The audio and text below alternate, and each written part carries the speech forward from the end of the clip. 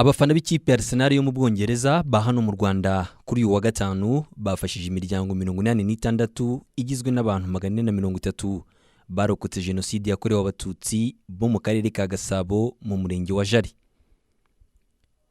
Ni inshuro ya gatandatu yikurikiranya abagize Rwanda Arsenal Fans Club batanga inkunga ku miryango y'abarokotse jenoside yakorewe abatutsi batishoboye.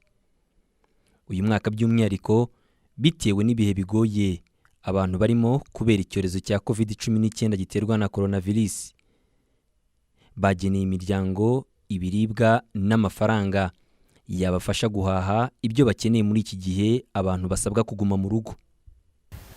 Twe nka Rwanda Arsenal Fan Club ni itsinda ry'abantu batandukanye, harimo bakiri bato n'abakuze mu nzego zitandukanye, tukaba twese twarahuriye ku kintu gisanzwe nakita mu zo bisanzwe cyo kuba dufana ikipe ya Arsenal yo mu Bwongereza.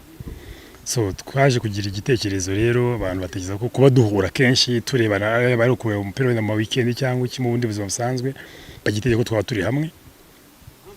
So mu kuba turi hamwe rero tusanga ubwo bwinshi bwacu n'ubumwe bwacu hari ikindi kintu twabibyaza umusaruro ku buryo wagira nakandi kamaro mu gihugu rusange, tugendeye muri gahunda za leta, muri social and economic y'intara y'igihugu, muri societe, nuko twagira impact. Urumva abantu benshi, abantu hafi bagera ku 1000, abo bantu bashyize hamwe bashobora kugira impact nini cyangwa bashobora kugira ikintu kinini bamarira societe.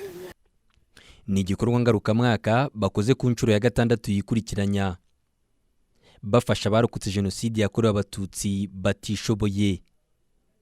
Uyu mwaka by'umwihariko bitewe n'ibihe bigoye abantu barimo kubera icyorezo cya COVID-19 giterwa na coronavirus, iyi miryango yagenewe ibiribwa ndetse n'amafaranga yabafasha guhaha ibikenewe muri iki gihe abantu basabwa kuguma mu rugo mu rwego rwo kwirinda iki cyorezo. Muri uyu mwaka by'umwihariko ni igikorwa ngarukamwaka bakoze ku nshuro ya gatandatu yikurikiranya. Abagize Rwanda Arsenal Fans Club uyu mwaka by'umwihariko bahisemo kugenera imiryango y'abarokotse jenoside yakorewe abatutsi ibiribwa ndetse n'amafaranga yabafasha guhaha ibyo bakeneye muri iki gihe abantu basabwa kuguma mu rugo mu rwego rwo kwirinda COVID-19 iterwa na coronavirus. Ni igikorwa cyiza kuko turi muri ya minsi 100 n'ubundi yo kwibuka aho abacitse ku icumu baba bafite ibibazo by'umwihariko bijyanye na jenoside yakorewe abatutsi n'ubundi muri 1994, zangaruka n'ubundi zikibariho zikomeza kubabaho.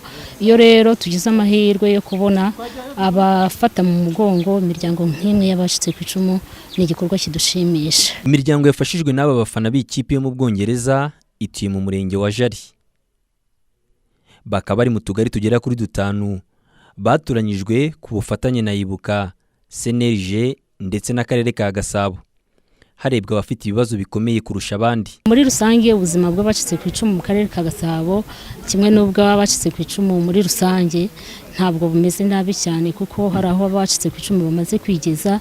Ngira ngo aho twagiye mwabonye ko bubakiwe amazu, abavuzwa baravuzwa, abana kwiga bariga.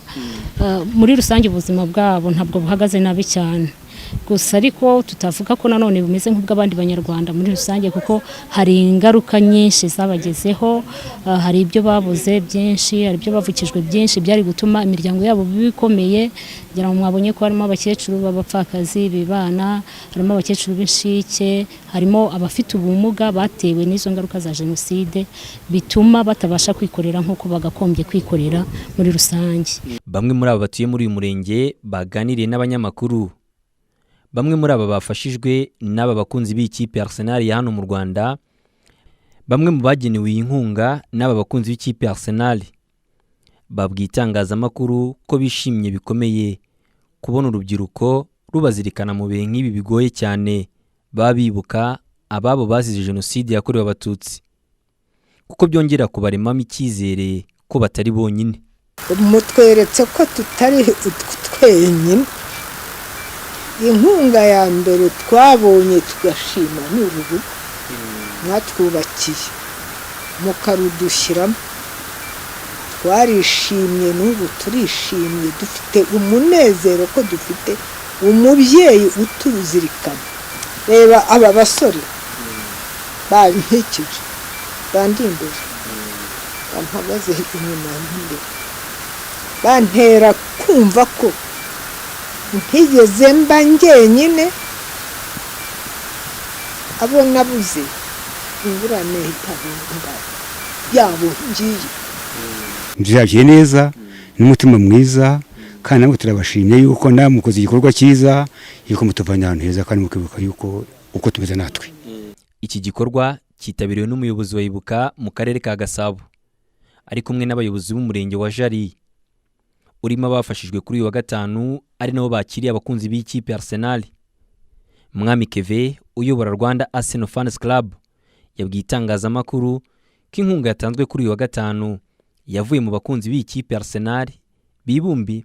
Mwami Keve uyobora fan club y'abakunzi ba Arsenal mu Rwanda yabwiye abanyamakuru ko inkunga batanze kuri uyu wa gatanu yavuye mu bakunzi b'ikipe Arsenal ubwabo baba muri Rwanda Arsenal Fans Club. Imiryango uko ari 30 yifashishije agera byose hamwe uteranyije bijya muri miliyoni 5. Miliyoni 5 z'amafaranga y'u Rwanda ntago ari amafaranga make. Kumva itsinda ryateranye mu mafaranga rikaba ryafasha abantu ava mu bafana b'ikipe Arsenal, mufite abandi batera nkunga cyangwa ni abo bafana b'ikipe Arsenal wenda muhuriye muri Rwanda Arsenal Fans Club basha kuyakusanya? Ubwo bushobozi bwavuye mu banyamuryango gusa, contribution y'abanyamuryango, ko nta mwanya twari dufite wo gutegura procedure z'abatera nkunga n'izindi, twari gukora binini kurushaho, ariko urumva nta mwanya twari dufite ko twashaka gutabara vuba kugira tugire icyo dukora muri iki gihe byihutirwa.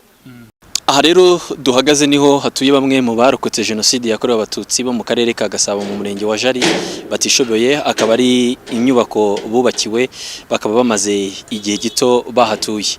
Bakaba rero nk'uko mwabibonye bishimiye cyane kubona uru rubyiruko abanyarwanda bakunda ino kipe Arsenal baje kubasura.